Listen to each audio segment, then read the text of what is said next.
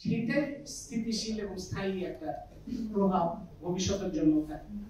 আরেকটা হচ্ছে আমাদের এক বিডার চেয়ারম্যান তিনি হঠাৎ করে এলএনজি আমদানির জন্য চুক্তি করে আসেন, পেট্রো বাংলা যায় না।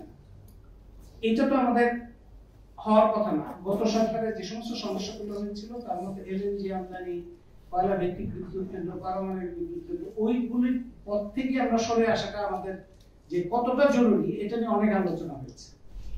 কি দরকার ছিল আমাদের? আমাদের দরকার ছিল যে গ্যাস অনুসন্ধান উত্তোলনে জাতীয় সক্ষমতা বাড়ানো। সেটার জন্য গত 9 মাসে কোনো উদ্যোগ নেওয়া হয়।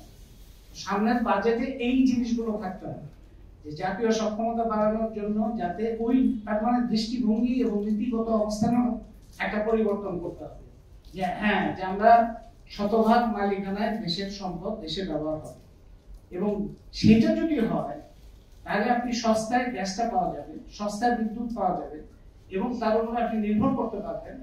আমদানির জন্য এই যে যেটা মুশাহিদা সুলতানা দেখিয়েছেন যে আমদানির জন্য যে এত নির্ভরতা এবং এত ব্যয়, এত ভর্তুকি, সেগুলি করতে হবে।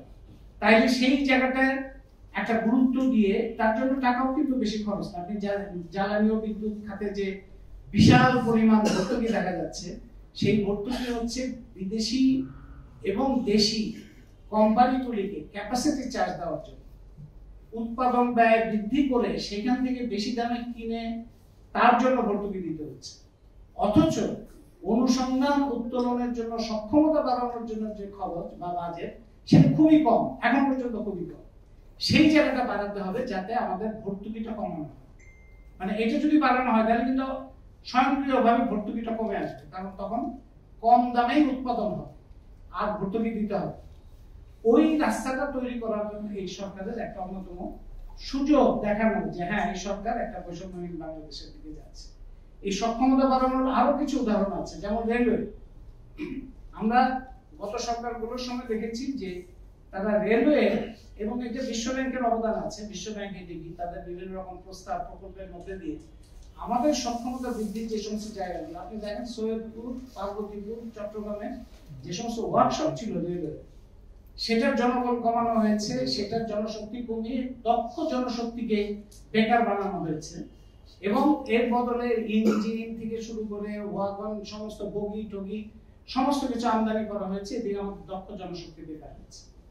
অথচ ওই ওয়ার্কশপগুলি যদি শক্তিশালী করা হতো তাহলে বাংলাদেশি রেলওয়ে বগি, রেলওয়ে ইঞ্জিনগুলি সবই নির্মাণ করা সম্ভব ছিল, এবং রেলওয়ে নির্ভর একটা যোগাযোগ ব্যবস্থা যদি আমাদের বিস্তৃত হতো, আমাদের অনেক অপচয়, অনেক পরিবেশ দূষণ, অনেক রকম অবকাঠামোগত সমস্যা থেকে আমরা মুক্ত হতে পারতাম।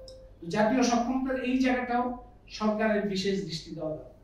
তো আমাদের জাতীয় সক্ষমতার একটা জায়গা হচ্ছে প্রশিক্ষণ এবং গবেষণা, R&D, রিসার্চ এন্ড ডেভেলপমেন্ট। এইটার খাতে বাংলাদেশের খরচ হচ্ছে পৃথিবীর মধ্যে সবচেয়ে কম। মানে এতগুলো বিশ্ববিদ্যালয় আছে, এতগুলো গবেষণা প্রতিষ্ঠান নামে আছে, কিন্তু প্রকৃতপক্ষে জাতীয় একটা প্রয়োজনের সাথে সম্পর্কিতভাবে গবেষণা করা, সেটার একটা প্রয়োজনীয় পরিকল্পনার অধীনে করা, সেটার কোন রকম চেষ্টা কিংবা